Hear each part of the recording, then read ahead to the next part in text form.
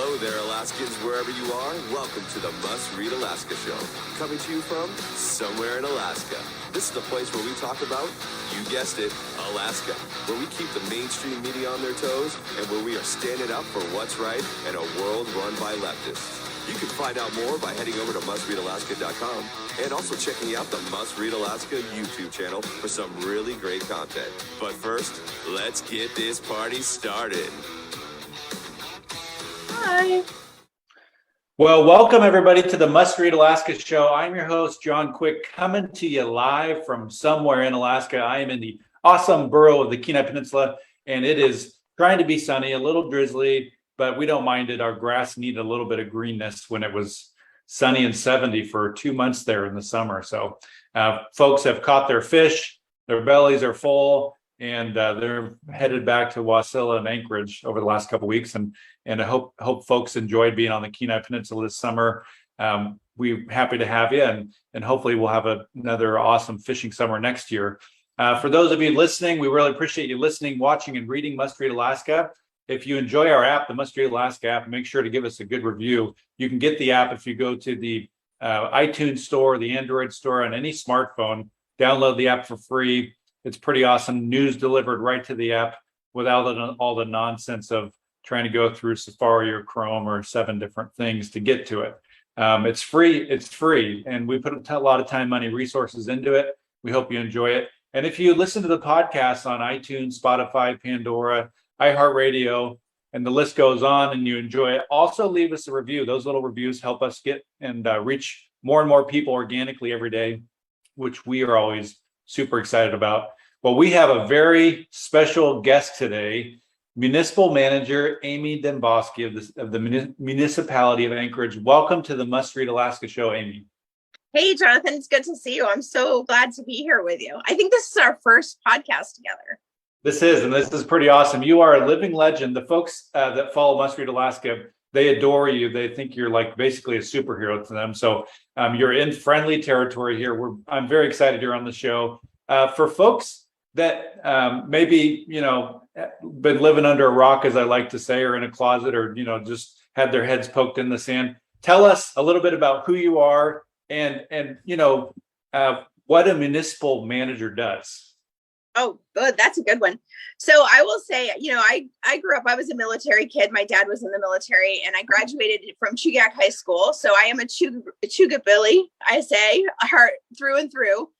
No, I grew up in Chugach Eagle River from about 8th grade on. I went to UAA. I was in the military for a time, and then I came back, and my husband and I married, and we have 2 kids. And I spent a majority of my professional career, I would say the first 17 years or so, in the medical field, dental specifically, and I built and managed corporations and dental corp. And then there was a time where I really started paying attention to Alaska politics. I didn't really know any politicians. I had never met one, but I started watching my tax bill, and I started watching Anchorage Assembly meetings. And then I started getting involved with my community council. And before you knew it, I spent almost 6 years on the Anchorage Assembly representing Chugach Eagle River.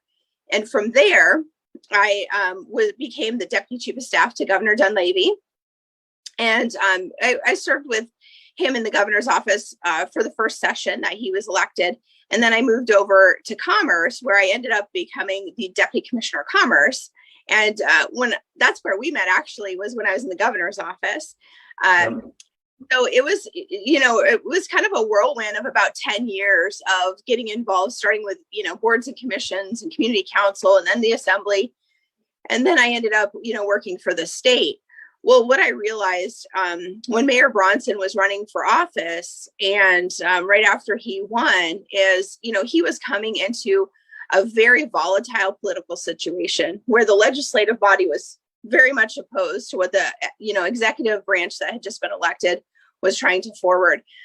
So, I knew I had a good relationship with many of the assembly members that were on there, and I knew municipal government pretty well. So when he asked me to be his municipal manager, I accepted that challenge, and I came in, and really what the municipal manager is responsible for. The city of Anchorage is a first-class city, which means we have policing powers and taxing powers and all those things. And in our charter, it says the municipal manager is responsible to the mayor for the administration of government. So effectively, administering all municipal government here, operations. So everything from the police department to the fire department, to, public works and transit, all of those departments. We have about 26 departments here at the municipality. Some of them, a couple of them report directly to the mayor, but the majority of municipal operations are things that I'm responsible for.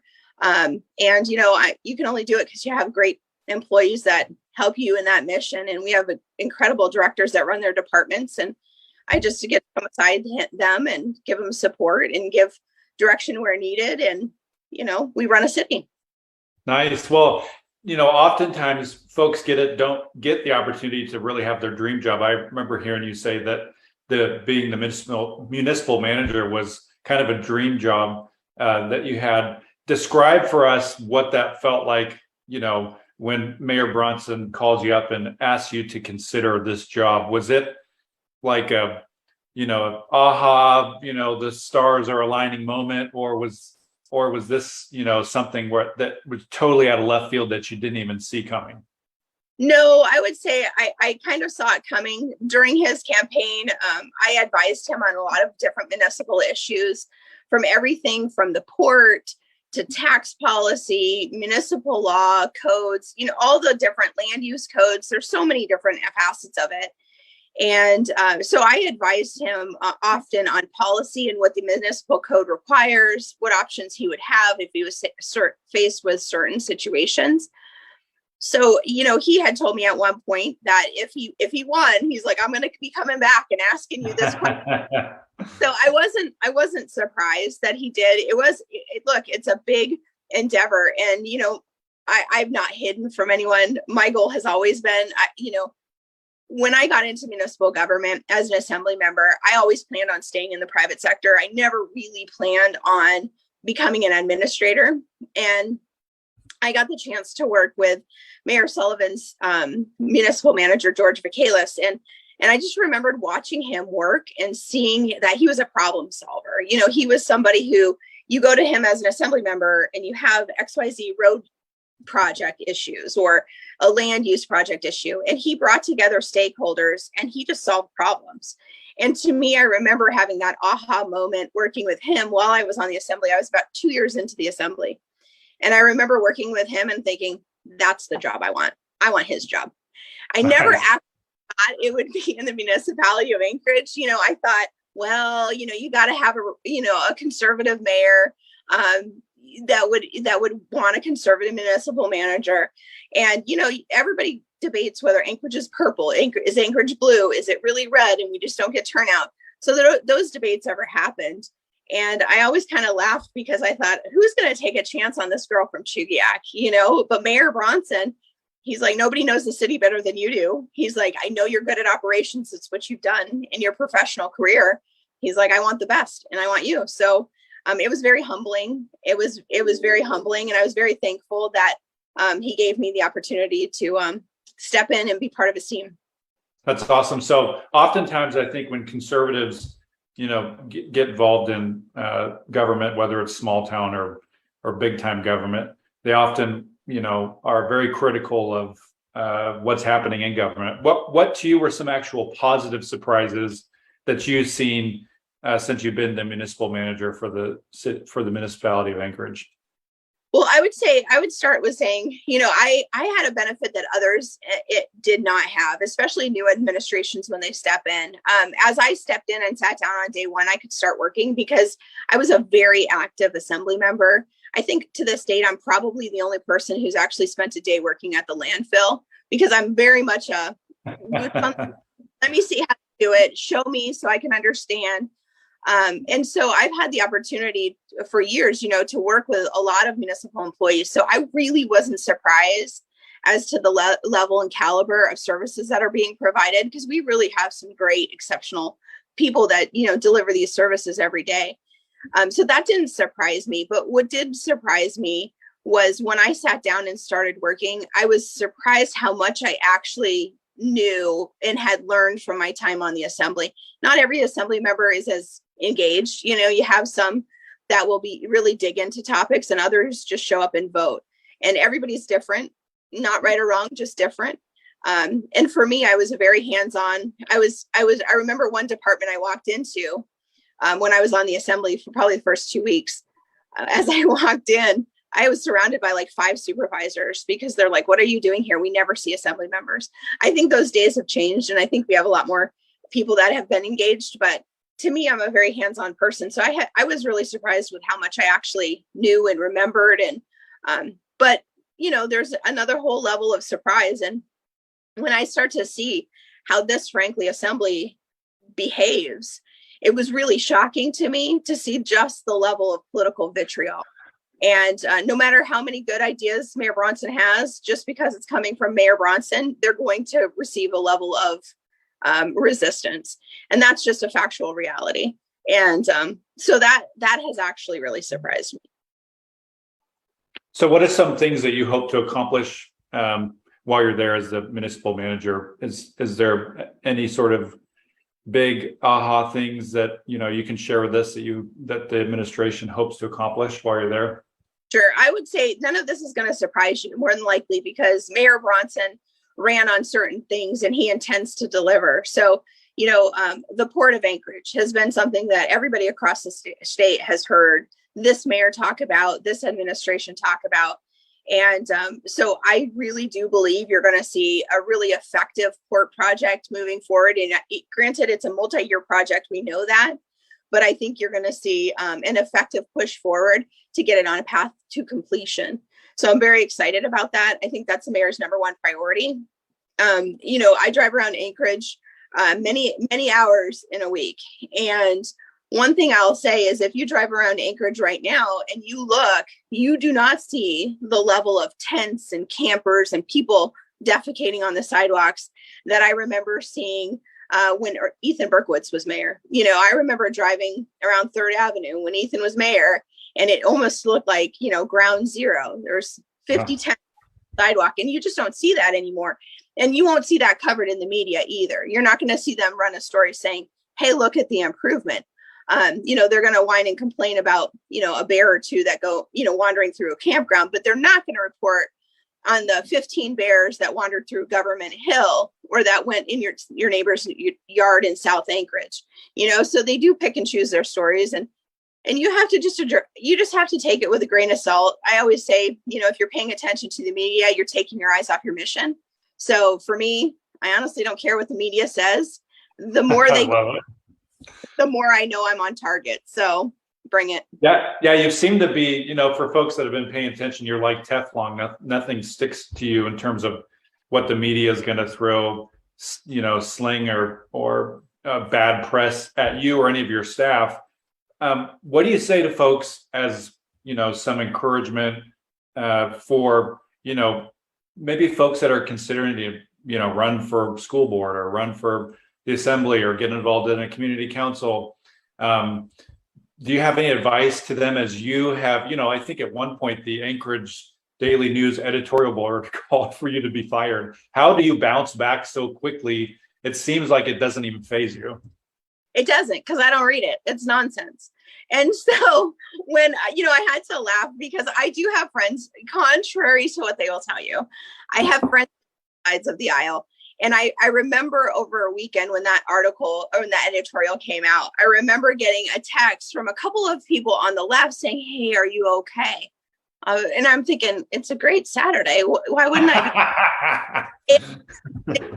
Editorial. And I'm like, dude, I haven't even read it. Like, I don't care. Because again, the people that read the ADN and the people that are writing that propaganda, the reality is no matter what good things you do, they are not going to report it. They're only going to talk about the negative because they have a political agenda. So, I applaud them for trying, but it's just not going to bother me.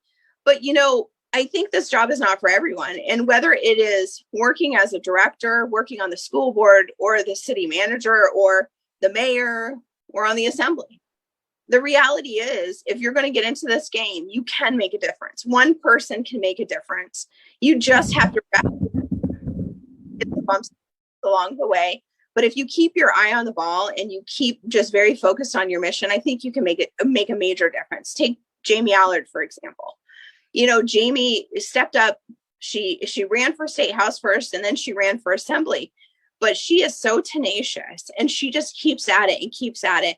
And I would argue the reason you see Mayor Bronson in office today is because of the groundwork that Jamie Allard led during the COVID shutdowns. She raised people's awareness. She was telling people what the assembly was doing. She turned people out to vote. And not only to vote, she turned people out at assembly meetings, even though, they locked them out. But people were paying attention. And when people started paying attention, they didn't like what they saw. And that is what led to Mayor Bronson being elected, because they realized the direction this assembly and this, Berkowitz administration are going is not good for the municipality of Anchorage. It's not good for the taxpayers. It's not good for the residents. And they wanted a change. And so I do think one voice can make a difference. And I've seen it in my own career. Look, I literally knew no one in politics in 2010. In 2010, look how short time that was. I knew no one, and I stepped up to serve on a board and commission for the state, and I served on the Judicial Conduct Commission. Governor Parnell announced me. I put my application in just like everybody, and I got a call from the governor's office and said, hey, we want to interview for this board and commission. I interviewed, didn't know anything really about politics. I've watched politics. I've always been a super voter, but I hadn't been running in any political circles. And here you have, 3 years later, I'm effectively on the Anchorage Assembly.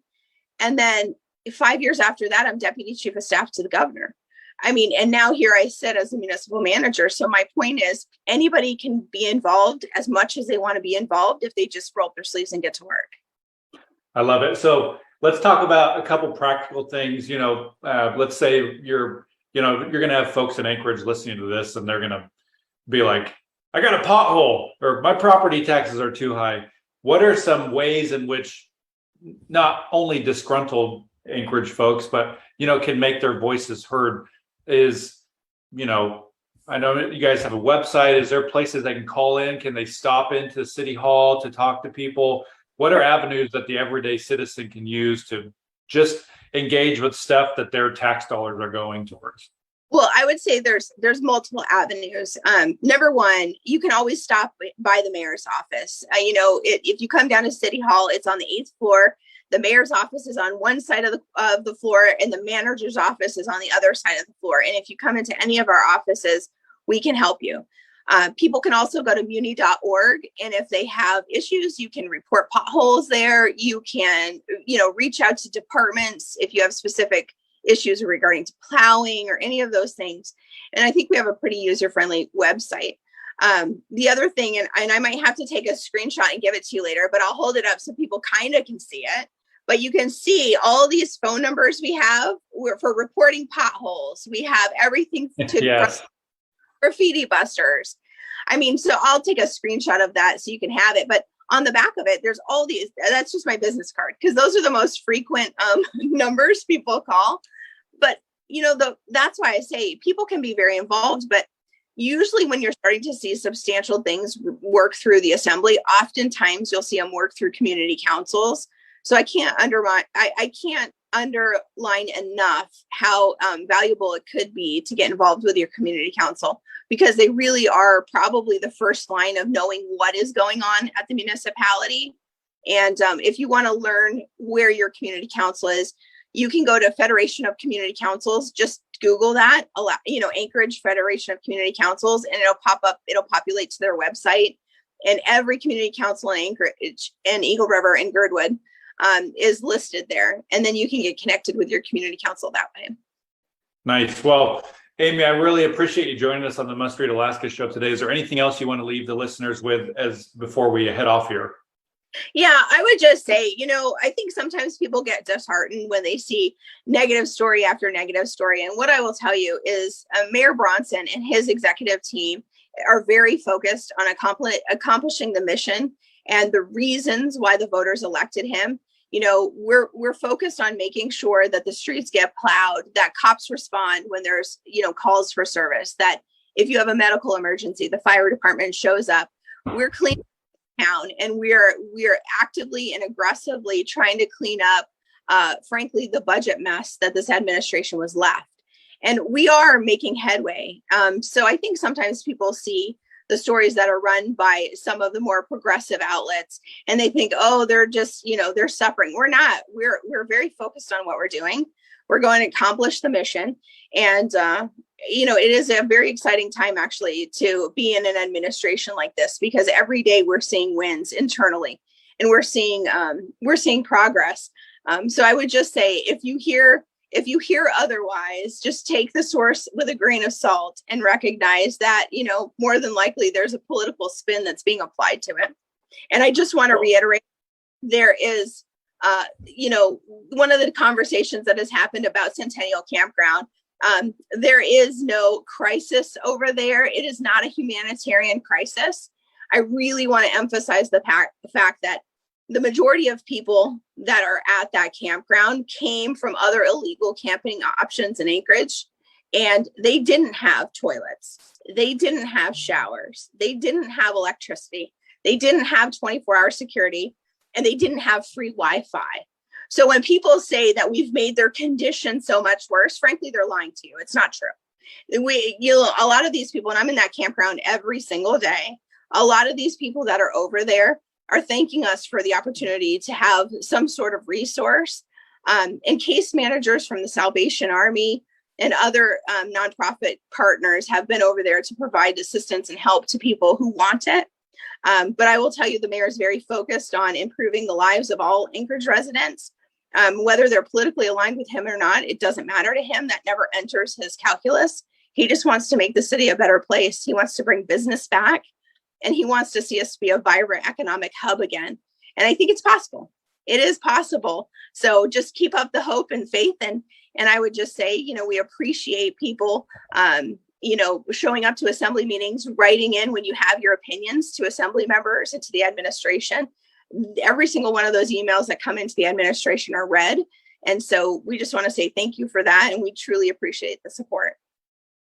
Awesome. Well, you're doing an awesome job, Amy. Keep up the good work. And we wish you nothing but success and Godspeed as you, go up against what seems like sometimes we are outnumbered. But I think a lot of folks are rooting for the conservative movement. They just have jobs during the day, and they got families and soccer games and all those kinds of things, and sometimes don't have time to show up to stuff, but it doesn't mean they don't support the work that's going on. So keep up the good work. And for those of you listening in, make sure to give us a nice review if you like. Listen to the Mustard Alaska show on iTunes, Pandora, Spotify, or any of their channels. And also make sure to tune into us tomorrow. I'm going to be having pastor of Anchorage Baptist Temple on the Mustard Alaska show. It's going to be pretty awesome. Pastor Ron is going to be on with me, and we're going to be talking all things church, politics, and Jesus. So, you get those three things in the mix. It seems like it's going to be a fun time. So until next time, thank you so much again for tuning in. And Amy, thank you so much for being a guest today. Until next time from somewhere in Alaska, I'm John Quick signing off. Thank you so much.